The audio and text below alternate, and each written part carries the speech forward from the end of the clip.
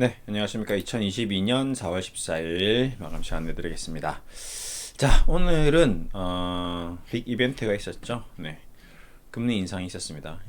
1.25에서 25bp 올린 0.25% 상승시켜서 1.5%. 금융통화위원장이 없는데 공석인데도 불구하고 만장일치로 통과되었습니다. 한 명도 반대 없었다. 자, 무엇을 원했을까요? 금융위원장이 되고 싶었던 것일까요?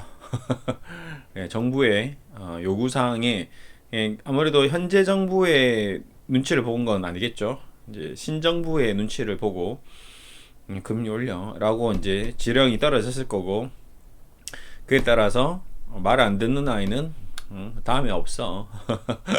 예, 그런 정도 수준으로 결정된 것 같습니다. 평상시에도 금리를 올려야 된다라고 생각하는 중요한 시점에서도 합의가 만장일치가 나오기가 쉽지 않은데, 지금 불과 올린 지 얼마 안 됐고 상황이 뭔가 그렇게 긴박하게 돌아가지도 않는데 지금 이렇게 만장일치로 금리를 올렸다.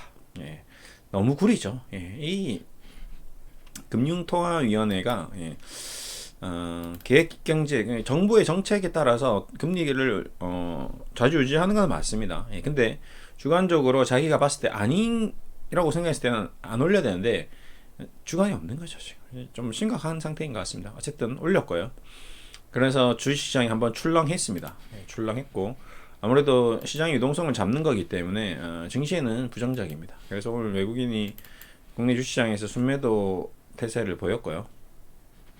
삼성전자도 뭐 반도체 뭐 어쩌고저쩌고 얘기하겠지만, 예, 금리 올리고 나서 쭉 그냥 밀려버렸습니다. 그냥 외국인들은 좀 빼겠다.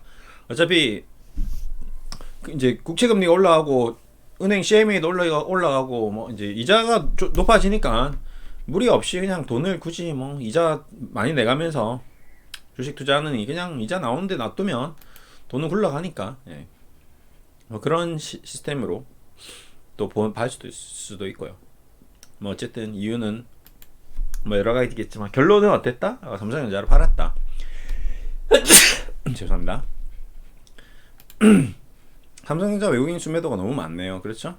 이러면 이제 삼성전자는 지금 67,500원이냐 중요한 게 아니고, 예, 개인들이 물려있기 때문에 이제는 삼성전자는 안 보는 게 좋다. 예, 이거는 뭐 삼성전자가 실적이 좋으냐 나쁘냐 뭐 이런 거 떠나서 애플을 비하면 제가 봤을 때는 냉정하게 객관적으로 봤을 때 글로벌 IT 업계 중에서 탑이죠.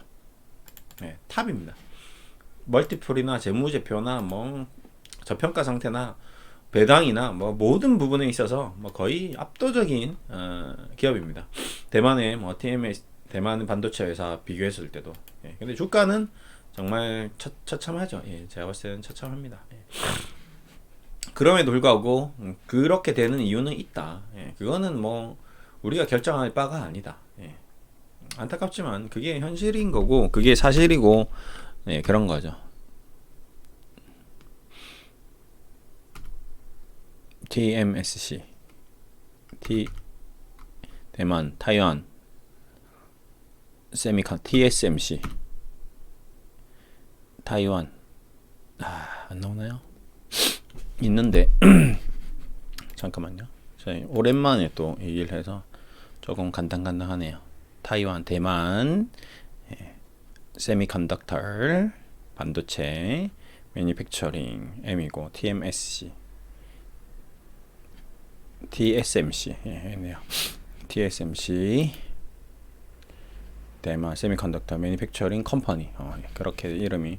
그래서 27% 빠졌고 삼성전자 몇 프로 빠졌지? 30%? 비싸게 빠졌네요. 근데 올라간 수준이 굉장히 많이 올라갔고요. 그 다음에 멀티플 자체가 굉장히 높은 편입니다. 그렇기 때문에 제가 봤을 때는 우리나라 주식시장의 어떤 원죄론, 대한민국이란 반도체 페닌슐라라는 지정학적 리스크의 프리미엄이 뭐 그러면 타이완 뭐 대만은 뭐 그렇게 지정학적으로 좋으냐라고도 할 수도 없는데요. 일단 중국 바운다리 안에 있으니까 그래도 좀, 네, 뭐 전쟁 바로 발발 위험은 없으니까요. 뭐 그렇게 좀 보는 것 같습니다. 그렇고 삼성전자 얘기해야 되고, 금리, 삼성전자, 그 다음에 하이닉스. 그래서 최근에 외국인들이 하이닉스를 좀 샀다고 해서 제가 좀 체크를 해봤는데 뭐 그렇게 뭐 많이 산 게 아니더라고요. 예. 시장 주시장에서 외국인이 팔 때 그나마 담은 종목은 하이닉스였다라는 기사가 있길래 근데 아니네.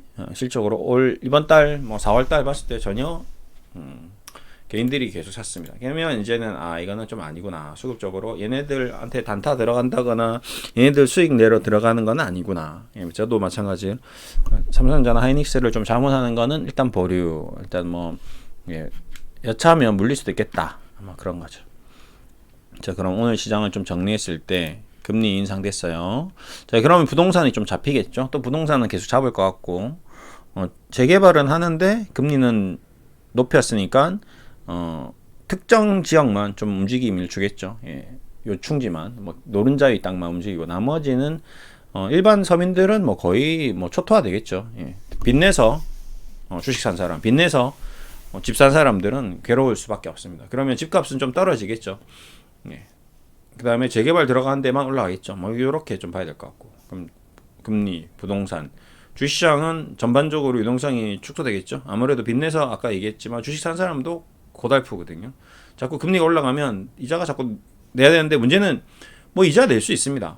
부동산 이자 낼 수 있어요. 근데 문제는 이자를 상쇄하면서 수익이 나 있으면 상관없는데 이자는 내는데 손실이야. 그게 문제인 거죠. 나는 계속 손실 중인데 이자는 계속 내야 돼. 짜증나는 거죠. 화가 나는 거죠. 답답한 거죠. 스트레스가 받는 거죠. 더 이상 버틸 수가 없다. 그냥 주식을 파는 거죠. 이런 손절매 물량이 계속 이어질 수 있다. 그래서 주식이 유명한 격언 중에 하나가 매도가 매도를 부른다. 뭔지는 모르겠어요. 좋은지 나쁜지 이유가 없어요. 근데 자꾸 파니까 외국인이 자꾸 팔아. 삼성전자가 나쁩니까? 아니거든요. 좋은 회사예요. 근데 왜 떨어질까요? 외국인이 파니까. 하이닉스가 나쁜가요? 아니거든요. 돈 잘 법니다. 돈 못 버나요?